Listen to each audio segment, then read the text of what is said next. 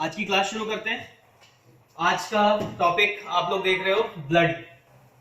तो ब्लड के बारे में आज पढ़ेंगे। हेमेटोलॉजी सारा कुछ जो मेन डीलिंग है वो ब्लड से ही है। तो ब्लड क्या होता है, कैसे काम करता है, क्या क्या फंक्शनिंग है उसकी, हम वो समझेंगे। तो ब्लड पहले तो होता क्या है, कोई बता सकता है? What is blood? रानी बता सकते हो ब्लड क्या होता है?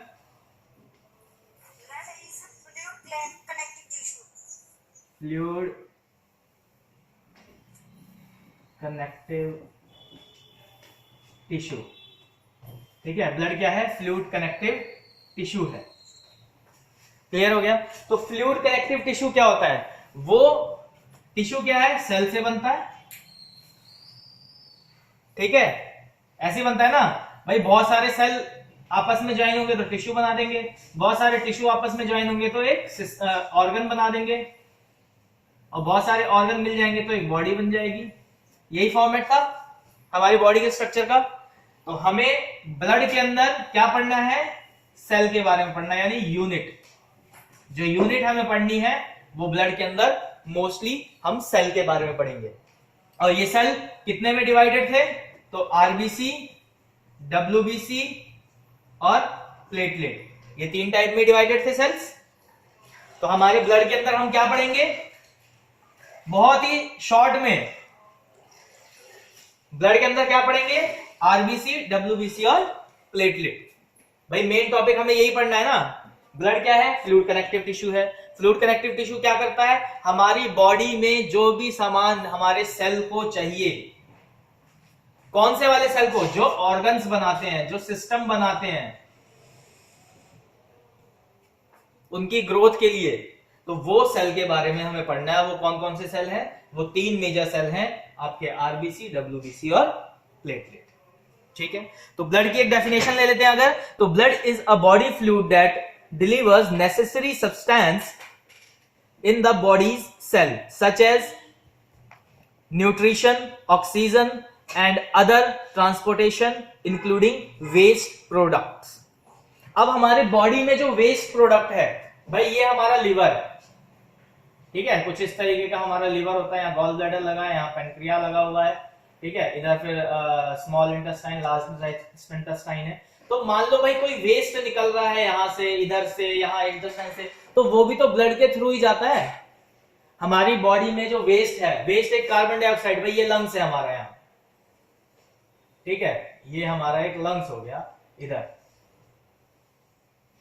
तो यहां जो कार्बन डाइऑक्साइड आ रही है बॉडी से ब्लड के थ्रू, वो भी तो एक तरीके का वेस्ट है। CO2 क्या है? हमारी बॉडी का एक वेस्ट है, जो हमारी बॉडी यूटिलाइज ना कर सके, जो हमारी बॉडी में कोई काम ना आए, वो हमारी बॉडी के लिए क्या है? वेस्ट प्रोडक्ट है। यूरिन हमारी बॉडी का क्या है? अनडाइजेस्टेड वेस्ट प्रोडक्ट है बॉडी का, यानी जो हमारी बॉडी डाइजेस्ट नहीं कर सकी। ये क्या है? यूरिन और स्टूल, ये वो वेस्ट प्रोडक्ट हैं जो हमारी बॉडी डाइजेस्ट नहीं कर सकी। हमारी बॉडी में इसके यूज नहीं है, तो डाइजेस्ट नहीं हुआ, डाइजेस्ट नहीं हुआ तो वेस्ट के थ्रू बाहर आ गया।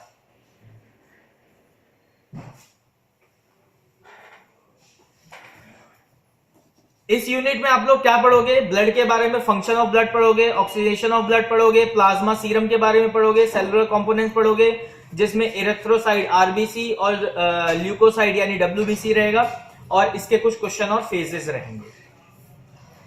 इतना समझ में आ गया?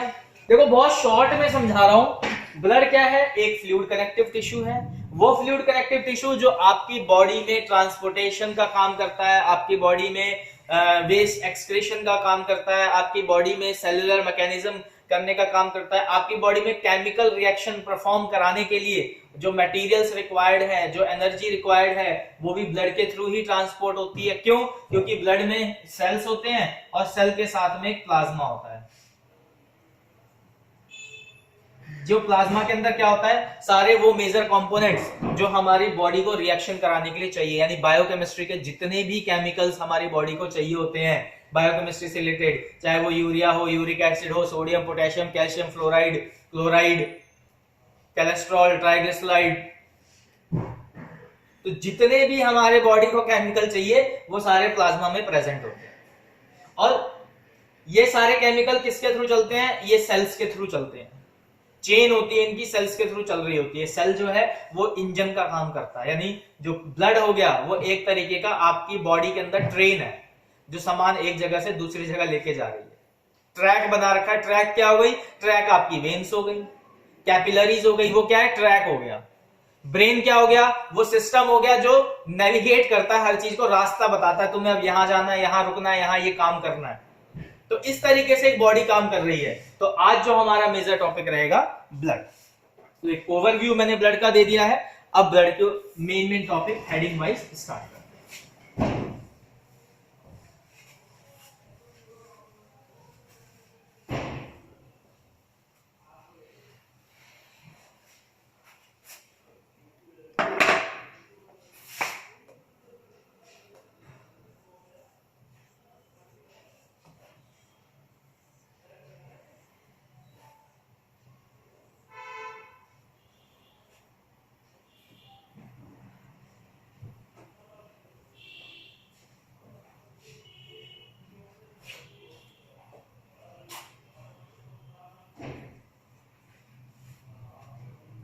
मैंने प्लाज्मा और सीरम दोनों लिखा है। क्यों लिखा है? जब हमारे बॉडी से बाहर आया ब्लड और हमने एंटीकोगुलेंट नहीं डाला तो वो सीरम बन जाता है। इसीलिए मैंने प्लाज्मा सीरम दोनों लिख दिया कि किसी को कंफ्यूजन ना हो। लेकिन दोनों अलग अलग चीजें हैं, ये याद रखना। एंटीकोगुलेंट अगर मिक्स है तो प्लाज्मा सेंट्रीफ्यूज के बाद, और एंटीकोगुलेंट अगर मिक्स नहीं है तो सीरम। हाँ, सेरम। चलो अब बात कर लेते हैं परसेंटेज की। दोबारा से थोड़ा बैक जो पुरानी क्लासेस हैं उसको रिवाइज कर लेते हैं। तो परसेंटेज में बात करें तो सेल कितना परसेंट होता है? 45%। और सीरम प्लाज्मा 55%। अब ये जो 45% है ये आगे फर्दर और डिवाइड हो रहा है ना। किस किस में हो रहा है?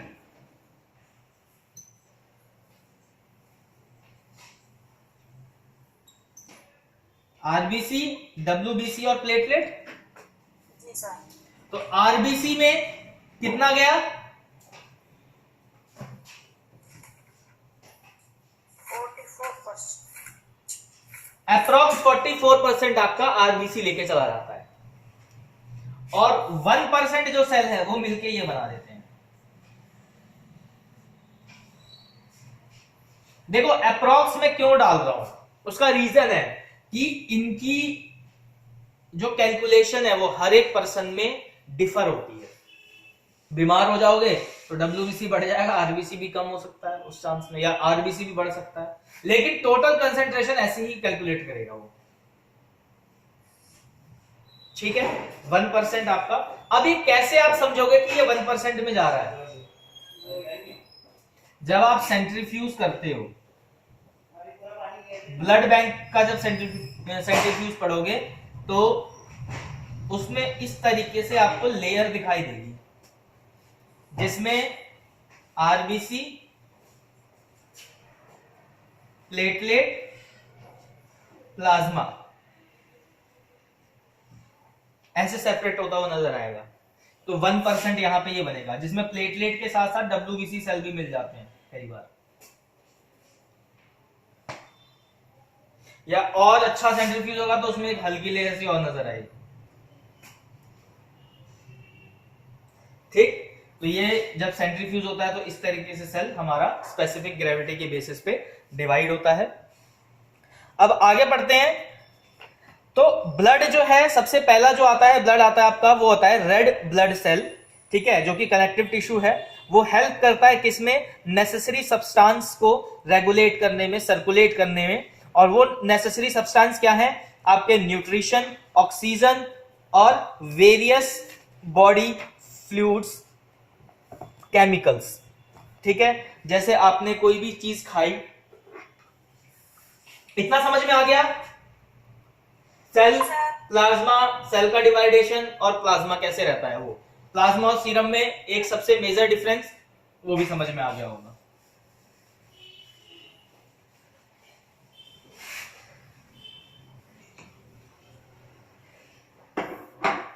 ब्लड का सबसे पहला काम होता है ट्रांसपोर्टेशन का।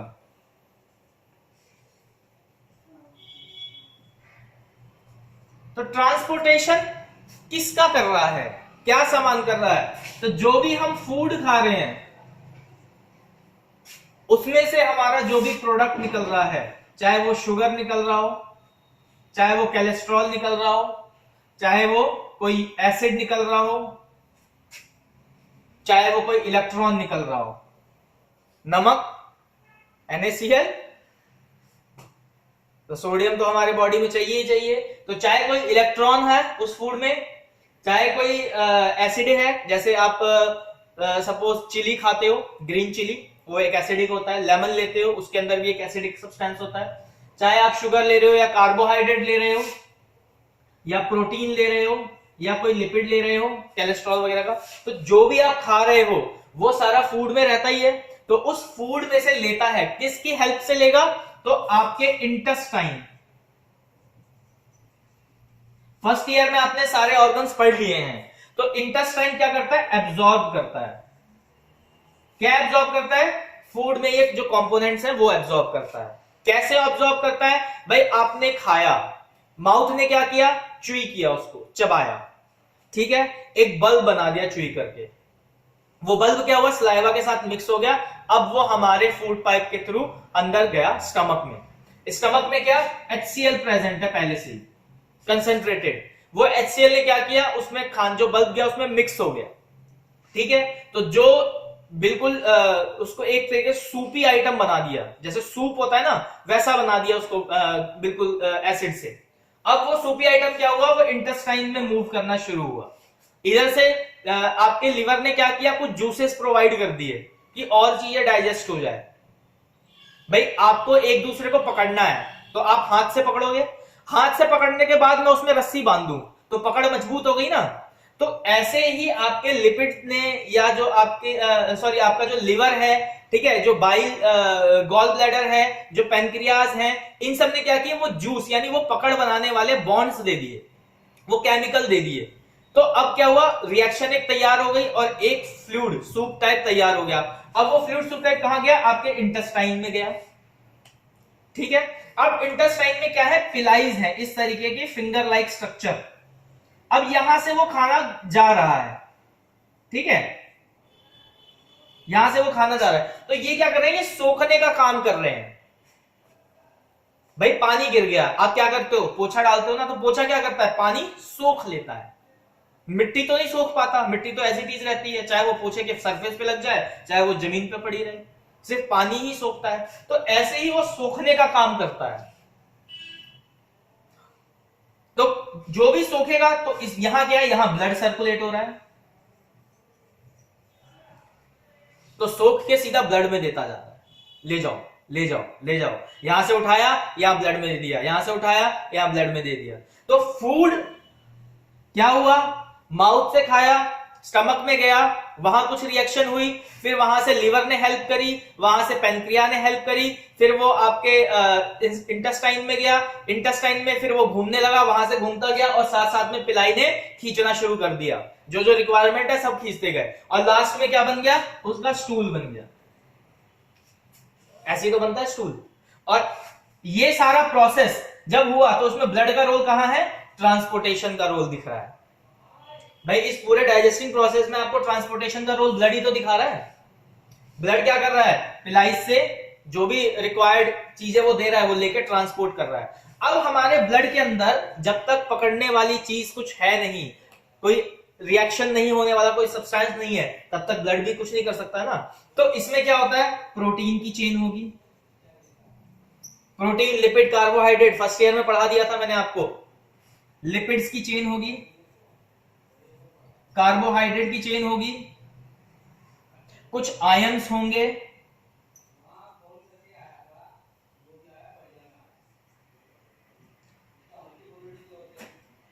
सोडियम, पोटेशियम, क्लोराइड, फ्लोराइड, कुछ आयंस होंगे। तो अब इन सब की हेल्प से ब्लड क्या करेगा? उन सारे प्रोडक्ट्स को पकड़ के और चलता बनेगा। अब जहां रिक्वायर्ड है, भाई मान लो आपके बॉडी में रिक्वायर्ड है, हाथ काम कर रहा है, थक गया हाथ, तो अब एनर्जी चाहिए ना, तो उसके पास वो ले जाके सारी एनर्जी देगा, जितने सेल्स हैं सबको एनर्जी प्रोवाइड करा देगा। अब एनर्जी कैसे प्रोवाइड करा रहा है, तो ब्लड कहां कहां घूमता है आपका, हमारा ऑक्सीडेटेड ब्लड किसमें रहता है, कोई बता सकता है? ऑक्सीजनेटेड ब्लड किसमें घूमता है? आर्टरी में सर। आर्टरी में। तो आर्टरी, और दूसरा क्या होता है जिसमें डीऑक्सीडेटेड घूमता है, उसमें वेन। तो आर्टरी में क्या है, ऑक्सीजन वाला ब्लड है, और वेन में डीऑक्सीडेटेड यानी कार्बन डाइऑक्साइड वाला ब्लड है। तो इसका मतलब जो वेस्ट जा रहा होगा हमारी बॉडी से, वो मोस्टली कौन लेके जा रहा होगा, वेन वाला पार्ट लेके जा रहा होगा ना। हमारी बॉडी में जो वेस्ट लेके जा रहा होगा वो यही तो लेके जा रहा होगा। तभी ब्लड सैंपल जो है वो वेन से लिया जाता है, ना कि आर्टरी से। मैक्सिमम टेस्ट करना होता है तो हम वेन सैंपल लेते हैं। क्यों? ये कॉन्सेप्ट बहुत सिंपल सी लैंग्वेज में समझो भाई, सारा वेस्ट प्रोडक्ट हमारे वेन के पास है और सारा यूज करने वाला प्रोडक्ट हमारे आर्टरी के पास है। तो आर्टरी ने जब सप्लाई किया, भाई मैं एक ब्लड हूं, सपोज मैं एक ब्लड का सेल हूं, ठीक है, मैं तुम लोगों के पास से जा रहा हूं, तुम अलग अलग ऑर्गन्स हो, मैंने तुम्हें चीजें सप्लाई कर दी, तुम जितना यूज कर पाए, फिर जब वेन का ब्लड आया तो तुमने सारी चीजें जो बची कुची उसको दे दी। अब तुम में से कोई एक बीमार हो गया, कोई एक ऑर्गन खराब हो गया, तो वो क्या करेगा, वो ज्यादा यूटिलाइज नहीं कर पाएगा, तो वो अपना मैक्सिमम जो मैंने दिया था, जितना 1% 2% यूटिलाइज किया, बाकी सब वेस्ट में छोड़ देगा, क्योंकि अपने पास रख नहीं सकता, उसके पास जगह नहीं है। तो क्या होगा, हमारे वेन में वो लेवल बढ़ जाएगा, जैसे कोलेस्ट्रॉल का लेवल बढ़ गया, यूरिक एसिड का लेवल बढ़ गया, क्रिएटिनिन का लेवल बढ़ गया, यूरिया का लेवल बढ़ गया, कैल्शियम का लेवल बढ़ गया, पोटेशियम का लेवल बढ़ गया, ट्राइग्लिसराइड का लेवल बढ़ गया, एल्कलाइन फॉस्फेटेज का लेवल बढ़ गया, HDL का लेवल बढ़ गया, VLDL का लेवल बढ़ गया। कोई भी लेवल बढ़ता जा रहा है, वो क्यों बढ़ता जा रहा है, क्योंकि जो स्पेसिफिक ऑर्गन था वो अपना काम ठीक से नहीं कर पा रहा है। आर्टरी से आने वाला सैंपल तो पूरा भरपूर आ रहा है, लेकिन उसके पास ना जगह है और ना ही काम करने की क्षमता, तो उसने क्या किया, वो सारा अपना वेन को दे दिया, जो उसको मिला एज इट इज वेन को दे दिया। तो भाई पता लग गया, हाँ भाई आपके बॉडी में ये प्रॉब्लम है, कहां से, वेन के सैंपल से। इसीलिए कहा जाता है कि वेन का सैंपल ही लेना होता है, आर्टरी का नहीं लेते हैं हम लोग। किसके लिए, बायोकेमिस्ट्री टेस्ट के लिए, CBC के लिए। अब आर्टरी का सैंपल, कई आर्टरी के भी टेस्ट होते हैं, ABG, आर्टेरियल ब्लड गैस, ये स्पेसिफिक आर्टरी का ही टेस्ट है। तो ये जो आर्टरी का टेस्ट है उसके लिए तो आप आर्टरी से ही लोगे, लेकिन जो टेस्ट आपको वेन से लेना है, जो टेस्ट आपको ये पता करना है कि हमारी बॉडी यूटिलाइज नहीं कर पा रही है, तो उसके लिए क्या करोगे, आप वेन से सैंपल लोगे। तो इतना आप समझ में आया कि भाई वेन में कौन सा सैंपल रहता है और आर्टरी में कौन सा सैंपल रहता है। विनीत आपको समझ में आया?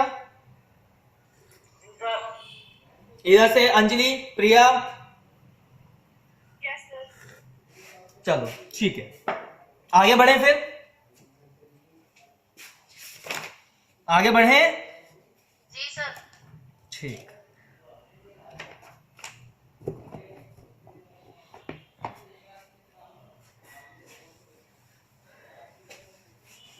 अभी स्पेसिफिक ब्लड सेल की बात नहीं की जा रही है, अभी ओवरऑल ब्लड की बात की जा रही है, ठीक है।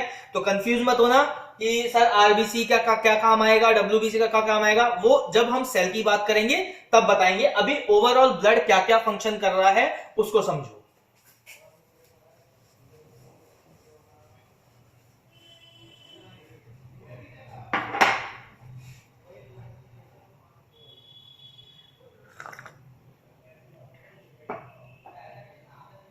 एक आप नोट डाउन कर लें, जो कॉम्पोजिशन ऑफ ब्लड प्लाज्मा होता है,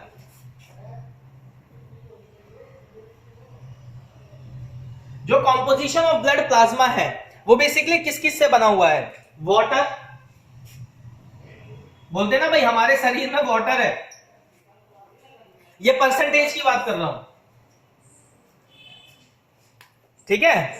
तो वाटर क्या है, 92%, यानी मैक्सिमम जो है हमारी बॉडी में पानी है, ठीक है। फिर बात करते हैं प्रोटीन की,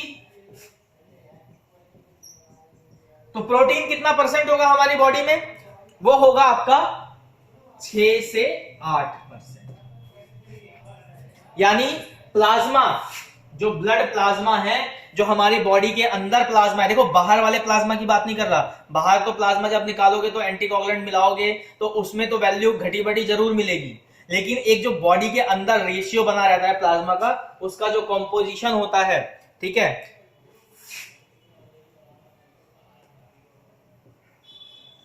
मैं उसकी बात कर रहा हूं, ठीक है। तो सबसे पहला हमारा होता है वाटर जो कि 92% है, फिर है प्रोटीन जो कि 6 से 8% है, फिर आ जाता है साल्ट्स,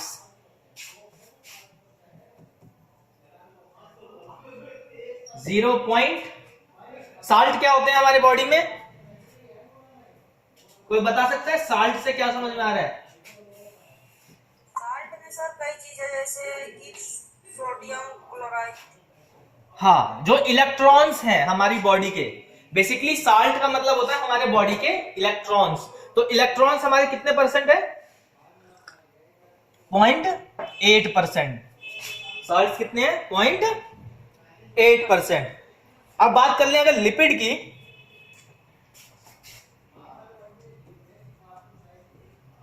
तो लिपिड कितना परसेंट होगा?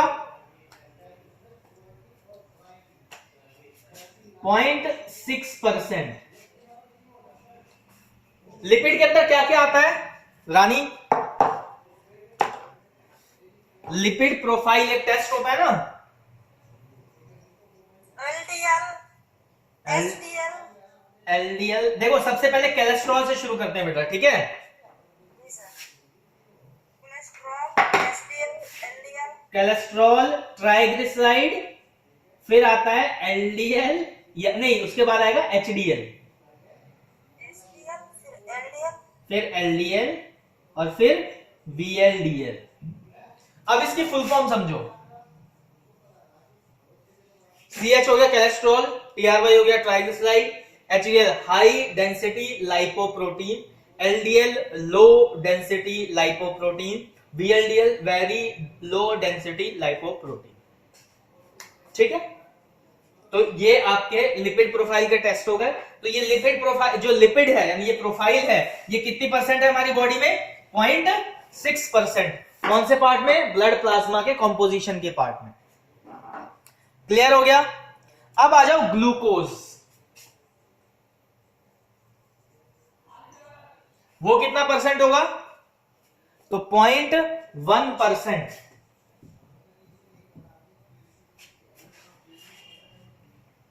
हाँ जी विनीत जी, ग्लूकोज प्रोफाइल बताइए, ग्लूकोज प्रोफाइल में कौन कौन से टेस्ट होते हैं? ये चाहो तो नोट डाउन भी कर लो, बाकी नोट्स में भी आपको प्रोवाइड करा दिया जाएगा। विनीत जी बताएं, ग्लूकोज प्रोफाइल में कौन कौन से टेस्ट आते हैं?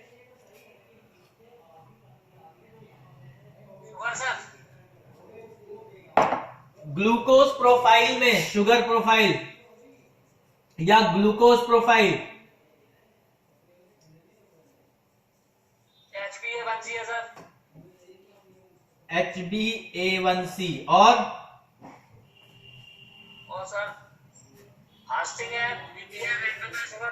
Blood sugar fasting, blood sugar PP. PP की फुल फॉर्म क्या होती है? पोस्टपैरेंडियल सर। हैं? पोस्टपैरेंडियल। पोस्टपैरेंडियल, गुड। हाँ जी, और विनीत बताएं, इसके अलावा भी कुछ होता है?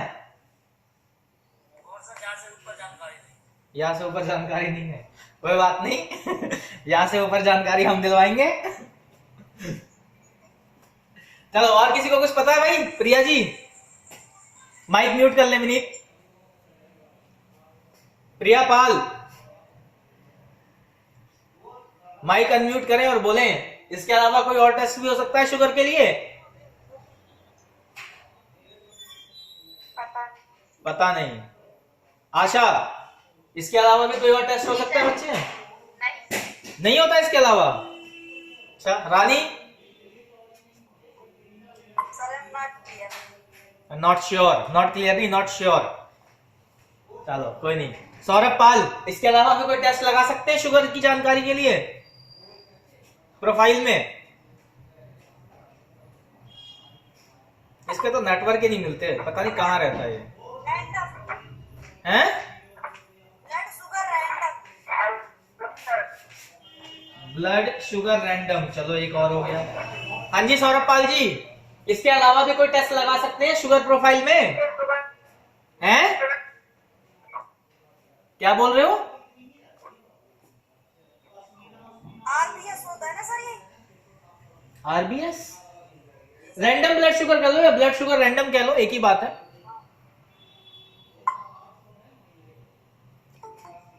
इनके नेटवर्क का ही पता नहीं रहता है, आधे लोग तो भूले भटके चलते हैं क्लास में।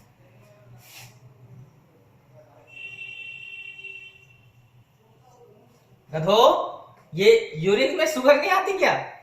हैं? आती है सर, आती है। आती है तो कौन बताएगा? जब मैं बात प्रोफाइल की कर रहा हूं, प्रोफाइल का मतलब क्या है? ओवरऑल जहां जहां भी टेस्ट से शुगर मिले वो सारे टेस्ट के नाम आने चाहिए।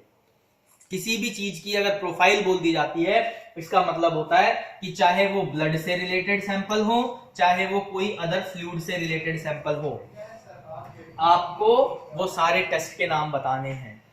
तो प्रोफाइल की बात करेंगे। HbA1c, सबसे पहले इसकी बात कर लेते हैं। देखो प्रैक्टिकल बेस पढ़ा रहा हूं, थ्योरी बेस आपको नोट्स में दे चुका हूं। थ्योरी बेस जहां नहीं समझ में आएगा वहां मैं एक्सप्लेन कर दूंगा। एक लेक्चर थ्योरी का आपको क्रिएट करके मैं लिंक भेज दूंगा यूट्यूब पे, आप वहां से देख लेना।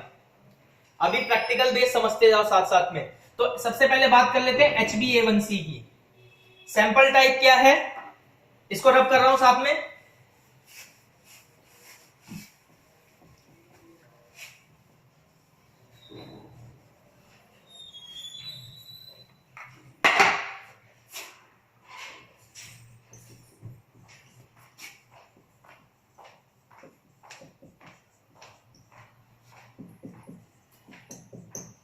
तो टेस्ट हो गया हमारा HbA1c, उसका सैंपल टाइप क्या आएगा? हाँ भाई सौरभ जी है लाइन पे, निकल लिए, गायब हो गए। अंजलि है आज? कहाँ है? हाँ अंजलि भी है। Yes sir. हाँ जी, सैंपल टाइप क्या होगा अंजलि?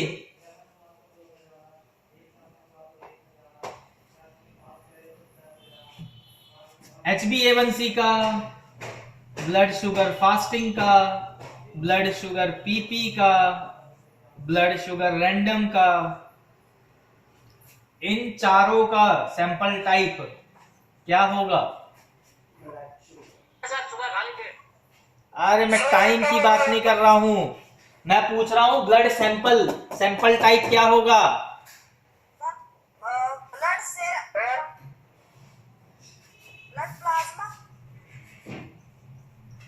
ब्लड, इसमें आएगा EDTA ब्लड सैंपल, जी सर।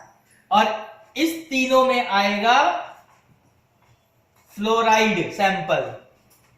ग्रे कलर की वाइल फ्लोराइड सैंपल इसमें आएगा आपका, इसमें फास्टिंग, पोस्टपेंडेंट और रैंडम में। ठीक है, और HbA1c किस में आएगा आपका? HbA1c जाएगा EDTA में। सैंपल टाइप क्लियर हो गया? सर बाल पूछो ना सर, बाल हिंदी में। वाइल पूछूं? तो ये फ्लोराइड वाइल का कलर क्या होता है बताओ तो जरा विनीत।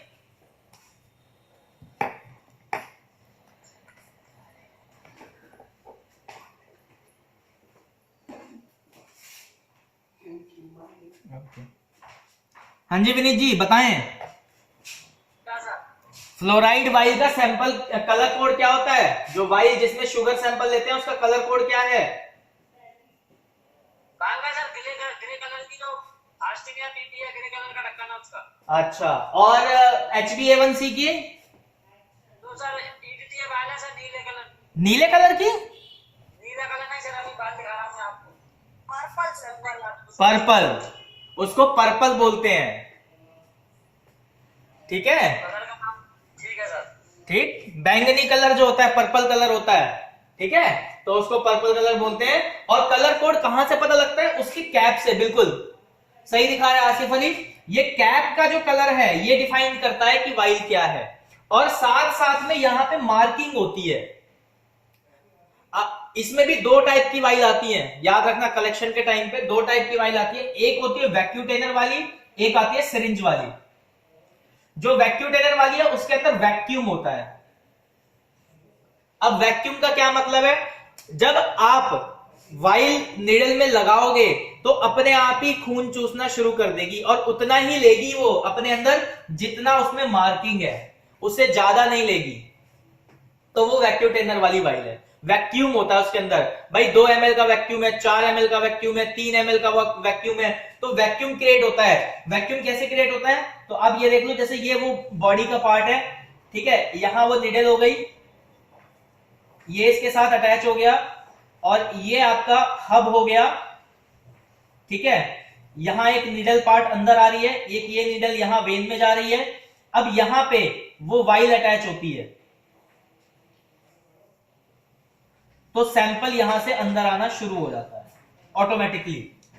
जैसे ही आप वाइल अटैच करोगे हब में, तो क्या होगा, जैसे सपोज ये हब है, ठीक है, यहां पे लगा रखा है, ये हब आ गया, अब ये वाइल है, वाइल या ये इस तरीके से समझो, ऐसे ज्यादा अच्छा समझ में आएगा। भाई एक निडल अंदर चला गया, एक निडल बाहर की तरफ है हब में, और हब में जैसे ही हमने वाइल कनेक्ट करी तो सैंपल फ्लो होना शुरू हो गया। जैसे ही यहां पे हमने वाइल कनेक्ट करी, सैंपल अंदर जाना शुरू हो गया। जो कल कलेक्शन का एक भेजा हुआ है पीडीएफ, आप उसको देखना, उसमें ये चीज समझ में आएगा। प्रिया बोर्ड पे ध्यान दो बेटा, इधर तो मत देखो।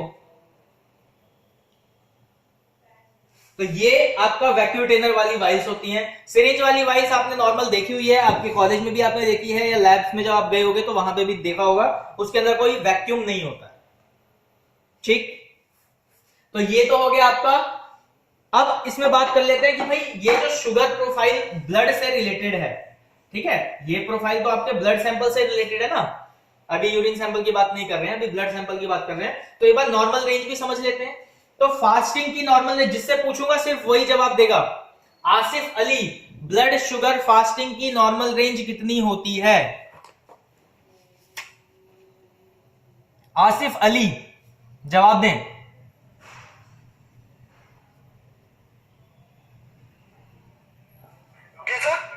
ब्लड शुगर फास्टिंग की नॉर्मल रेंज कितनी होगी?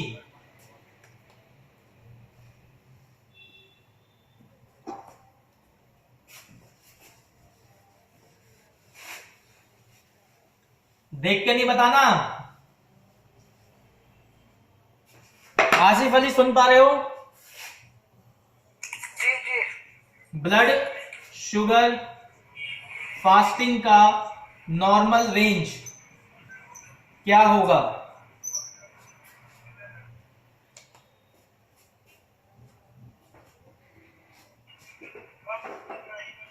बताओ। बाकी लोग भी अपने अपने पास लिख लें क्रॉस चेक के लिए।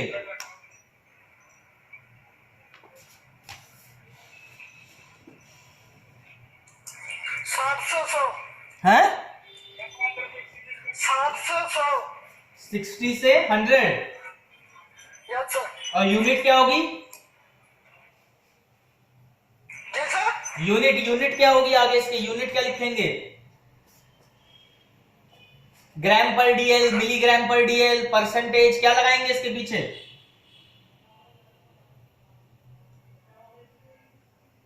सर ये तो नहीं पता। हाँ भाई विनीत जी, MGDA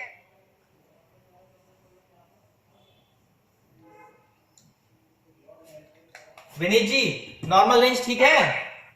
आसिफ माइक म्यूट कर लें।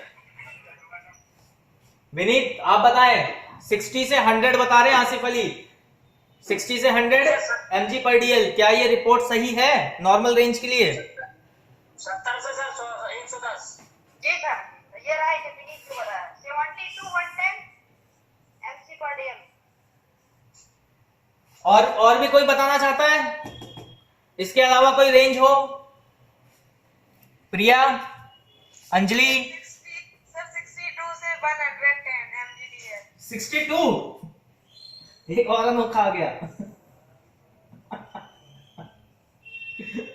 हाँ जी, और कुछ? और किसी को अपनी नॉर्मल रेंज देनी हो? अंजलि कुछ रेंज आप भी देना चाहते हो? नहीं सर। इधर से आशा जी, आप कुछ अपनी नॉर्मल रेंज देना चाहते होगे? जी सर। हाँ बताएं, क्या नॉर्मल रेंज देना चाहते हैं? 70 से 150। 70 से 150। जी सर। बाबा सर 17 से 110 70 से 110। अच्छा 150 की जगह 110 हो गया। अच्छा mg पर 70 से 110 तो लिखा ही हुआ है, उसे दोबारा लिखने की जरूरत नहीं है। चलो सौरभ, सौरभ पाल है लाइन पे? हाँ जी, आवाज सुन पा रहे हैं सौरभ या नेटवर्क क्षेत्र से बाहर हैं?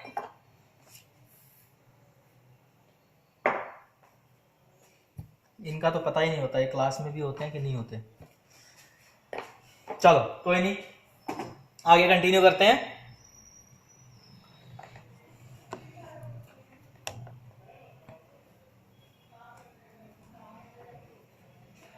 तो नॉर्मल रेंज, आप इसमें डिफरेंस देखो, 100 माइनस 60 कितना आया? 40 का। 70 110 माइनस 70 कितना डिफरेंस आ रहा है? 40 का। तो ये दोनों नॉर्मल रेंज ठीक है। कैसे? क्योंकि डिफरेंस सही आ रहा है ना। कई जगह आपको 60 से 100 भी मिलेगा, कई जगह आपको 70 से 110 भी मिलेगा। It's a fasting normal range. ये गलत है। आइदर इट 60, पहली बात तो 60 से 110 हो नहीं सकता, ठीक है। अब ये नॉर्मल रेंज वेरी क्यों करती है, चेंज क्यों होती है? भाई आप में से कोई जहां कर रहा है वहां 60 से 100 के बीच में दे रहे हैं, जहां कोई दूसरा कर रहा है वहां 70 से 100 के बीच में दे रहे हैं, कहीं और कोई कर रहा होगा वहां पे ये भी हो सकता है 50 से और 90 के बीच में कोई दे रहा हो, ये भी हो सकता है पॉसिबिलिटी। डिपेंड होता है कि वो किस प्रकार का रिजल्ट यूज कर रहे हैं। करेक्ट। यानी ये नॉर्मल रेंज जो है, इसका जो वेरिएशन है, डिफरेंस मतलब जो वैल्यू है, दो बीच की वैल्यू जो है, वो एक स्टैंडर्ड वैल्यू अगर मेंटेन हो रही है, इसका मतलब वो नॉर्मल रेंज का सिस्टम ठीक है। बट ये रेंज अलग अलग हो सकती है और वो डिपेंड करता है रिएजेंट के ऊपर कि रिएजेंट कैसा बना है। क्लियर हो गया? तो जो हमारा रिएजेंट है उसके ऊपर डिपेंड होता है, लेकिन आपका जो रेशियो है यानी जो डिफरेंस है लोएस्ट और हाईएस्ट का, वो एक कॉमन होना चाहिए, ठीक है। एक स्टैंडर्ड रेशियो होना चाहिए जो कि 40% का रेशियो आता है, तो उसमें आपकी ये नॉर्मल रेंज, ये दोनों नॉर्मल रेंज लाई कर रही है। तो ये दोनों नॉर्मल रेंज ओके है, ये नॉर्मल रेंज भी ओके है। क्लियर हो गया? अब ये रिएजेंट से कैसे डिफाइंड होता है? तो हमारा जो मिक्सचर बनता है किसका? सैंपल का, यानी ब्लड सैंपल का बेसिकली, और रिएजेंट का, इस मिक्सचर से डिफाइंड होता है। तभी हम इसमें एक स्टैंडर्ड चलाते हैं, एक स्टैंडर्ड सैंपल चलाते हैं। पहले जब भी टेस्ट करते हैं तो एक लॉट में एक स्टैंडर्ड भी चलाया जाता है। चलो, तो ये बात होगी एक फास्टिंग की। अब मेरा पहला क्वेश्चन फास्टिंग से रिलेटेड, भाई कितने घंटे का फास्टिंग होना जरूरी है सैंपल कलेक्ट करने के लिए? सर 1.5 घंटा फास्टिंग सैंपल। अच्छा चलो अब लिखता हूं, आज ऐसे नहीं, आज बोर्ड पे लिख के बेइज्जती मारूंगा तुम लोगों की, ऐसे मजा नहीं आएगा। रानी ने बोला फास्टिंग सैंपल के लिए सिर्फ 1.5 घंटा चाहिए जी। 1.5 घंटा अगर कोई भूखा है तो उसका फास्टिंग सैंपल ले सकते हैं, ठीक है। यही बोला ना रानी? नहीं सर, सैंपल लेने के बाद। मैं लेने से पहले की बात कर रहा हूं कि फास्टिंग सैंपल, भाई मेरे को सैंपल देना है तो मैं कितने घंटे का फास्टिंग होऊंगा तो मैं सैंपल दे सकता हूं, सुबह फास्टिंग का या शाम को फास्टिंग का सैंपल? सर 8 से 10 घंटा होना चाहिए। 8 से 10 घंटा रानी ने बोला। चलो 12 बजे के बाद सर, रात के 12 बजे के बाद? हाँ 12 बजे के बाद सुबह 7 बजे 6 बजे कितने भी टाइम ले लो, उससे क्या मतलब है सर? वो अच्छा, मतलब आपके हिसाब से 12 से 6 का मतलब हो गया 6 घंटा, तो 6 घंटे से लेके 7 घंटे तक, 8 घंटा आपका भी कह रहे हो। 6 से 8 घंटे के बाद विनीत के हिसाब से सैंपल ले सकते हैं, यही बोल रहे हैं विनीत? हाँ सर। ठीक है, और कोई सैंपल की रेंज बता सकता है? ये टॉपिक मैं पहले पढ़ा चुका हूं इसलिए आपसे पूछ रहा हूं, मैं भी रिवीजन का पार्ट करा रहा हूं। आशा जी, जी सर। इसमें कोई टाइम और है? 6 से 10 सर। 6 से 10 आपके हिसाब से 6 घंटे से 10 घंटे के बाद आप फास्टिंग का सैंपल ले सकते हो आशा। और इधर सौरभ पाल कॉन्टेक्ट से ही बाहर है। आसिफ अली? सर आइडिया नहीं है। No idea, okay. गलत बोलने से बढ़िया है नो आइडिया। प्रिया। हेलो। हाँ जी सौरभ जी। क्वेश्चन क्या है जी? बस तू अब आउटलाइन ही रहा, मैं नहीं बोलूंगा दोबारा, तेरा अब मेरे को समझ ही नहीं आता, 3-4 क्लास है यही हिसाब हो रहा है। सर मैं ट्रैवल कर रहा था। तो बेटा ट्रैवल कर रहे हो तो फिर ट्रैवल ही करो ना, फिर क्लास ऐसे ऑडियो सुनते रहो, बोल दो कि सर मैं ट्रैवल ही कर रहा हूँ, बात खत्म। चलो आज मेरे को टाइम वेस्ट नहीं करना, कल बहुत ज्यादा टाइम वेस्ट हुआ था। हाँ जी प्रिया जी बताएं, आपके हिसाब से कोई नॉर्मल रेंज नहीं है टाइम? चलो ये सारा टाइम गलत है,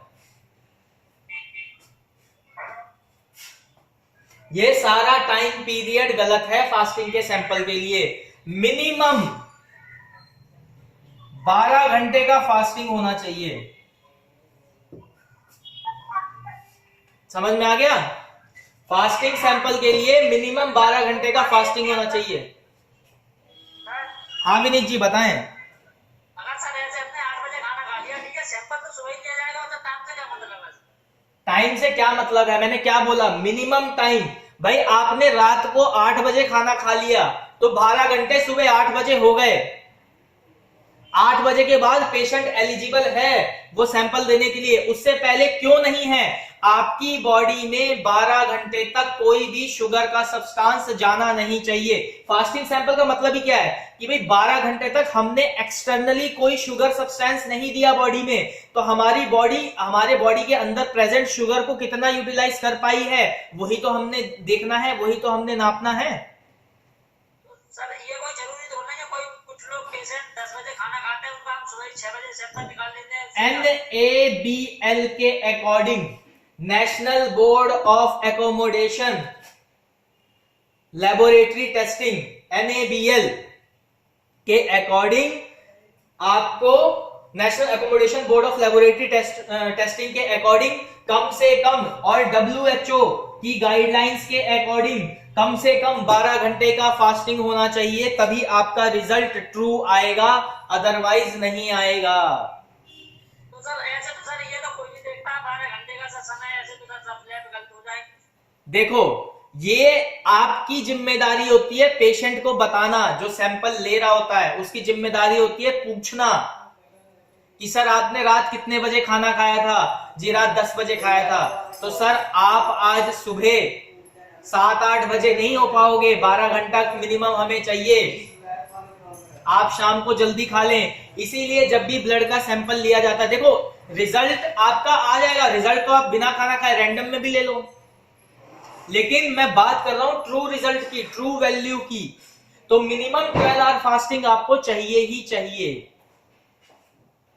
क्लियर हो गया? देखो 12 आवर फास्टिंग के बिना आप ले लो, सैंपल ले लो, लगा दो। कोलेस्ट्रॉल का सैंपल पता है आपको, 1 हफ्ता पेशेंट को प्रिपेयर कराना होता है कोलेस्ट्रॉल के सैंपल के लिए। 1 वीक प्रिपरेशन होती है कोलेस्ट्रॉल के सैंपल के लिए, और लोग ऐसे ही दे देते हैं। थायराइड का सैंपल कम से कम 6 आवर फास्टिंग का होना चाहिए, T3 T4 TSH। लोग कभी भी रैंडम भी दे देते हैं, पेशेंट जो लैब टेक्नीशियन है वो भी लेते हैं, क्योंकि उनको खुद भी नहीं पता होता कि हमें कौन सा सैंपल किस टाइम लेना है। आपका जो HbA1c है, इसके लिए 3 दिन की प्रिपरेशन होती है पेशेंट की। ये सब गाइडलाइंस है, NABL और WHO की गाइडलाइंस है, उसके अकॉर्डिंग। ये हम क्यों बोलते हैं करना है भाई, क्यों 12 घंटे का फास्टिंग है? हमारी बॉडी को पूरा डाइजेस्ट करने में, जो हमने खाया उसको 100% डाइजेस्ट करने में कम से कम 12 घंटे लग जाते हैं। आप इसको सिंपल ऐसे लैंग्वेज में समझो, आप सुबह खाना खाते हो, आप दोपहर में खाना खाते हो, आप शाम को रात में खाना खाते हो, और इन तीनों को खाने का अगले दिन मॉर्निंग में आप स्टूल पास करते हो। तो सुबह का खाना भी अगले दिन मॉर्निंग ही निकल रहा है, दोपहर का खाना भी अगले दिन मॉर्निंग में ही जा रहा है, रात का खाना भी अगले दिन मॉर्निंग में ही जा रहा है। तो ये क्या है?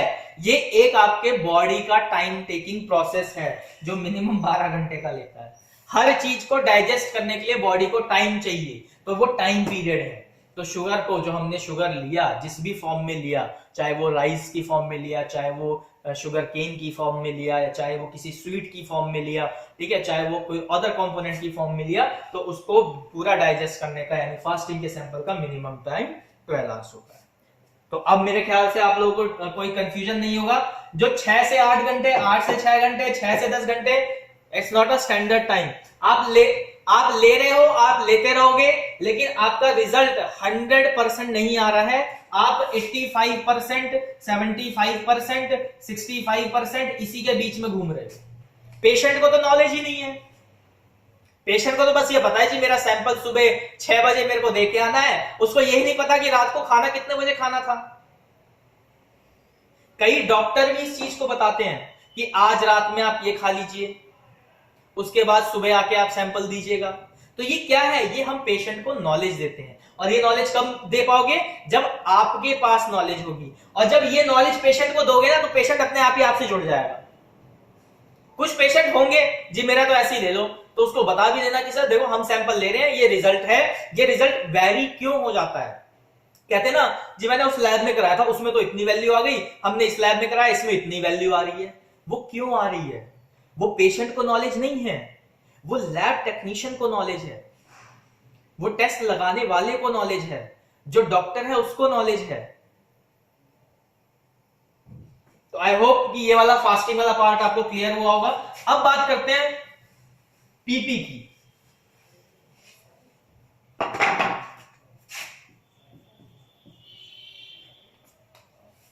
तो पीपी की नॉर्मल रेंज की बात करेंगे। तो सबसे पहले आज सौरभ पाल पीपी की नॉर्मल रेंज बताएं। सुन पा रहे हैं सौरभ पाल?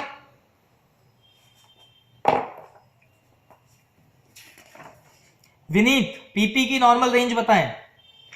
70 से सर 80 से 140 सर।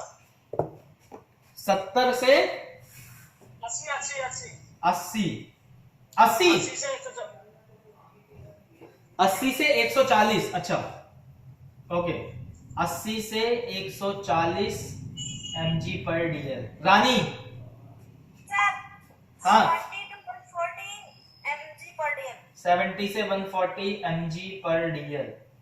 जी सर। आसिफ अली लाइन पे नहीं है। प्रिया 70 से 140 70 से 140 70 से 140 mg पर dl। प्रिया और अंजलि आप लोगों को नहीं पता बेटा? नहीं पता है सर। तो नॉर्मल रेंज पढ़ो, मैंने भेजा हुआ था एक नॉर्मल रेंज का चार्ट आपको स्टार्टिंग में। चलो आगे से इसका भी पढ़ो। अब ये नॉर्मल रेंज की तरह हम एक बार डिफरेंस देख लें। तो 70 से 140 एक ही बात है, इसको एक ही रख लेते हैं। तो डिफरेंस कितना बन रहा है, 140 और 80 का जब हम डिफरेंस लेते हैं तो आपका कितना आ गया, ये कितना आया भाई?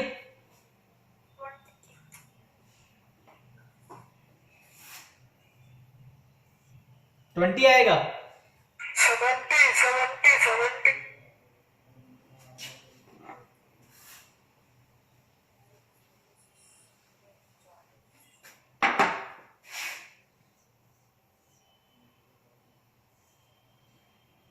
14 माइनस 8 कितना होता है?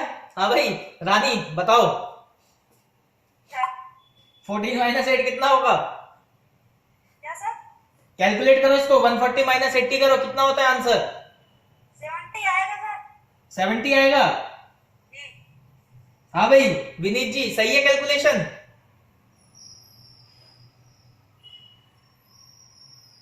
सर 60 आएगा। 140 माइनस 80 60 होता है। अच्छा 60 आएगा सर। हाँ भाई कोई और वैल्यू भी है तो देख लो एक बार। सर 60 आएगा, उस तरह में मैं आधा माइनस कर रही थी, 70 रेंज बता रही थी। 60 आएगा सर।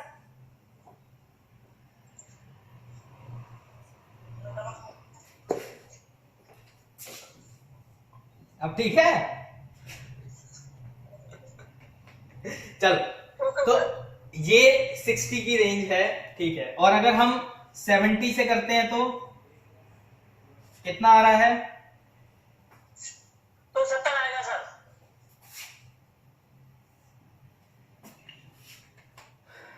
अब ये डिफरेंस है ये अलग अलग हो रहा है। तो नॉर्मल रेंज आपको ये भी कहीं दिखाई देगी, कहीं कहीं पे आपको ये भी दिखाई देगा।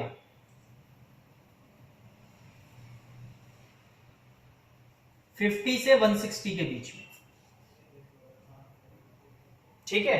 कहीं पे आपको इस तरीके से दिखाई देगा $80 से $160 के बीच में।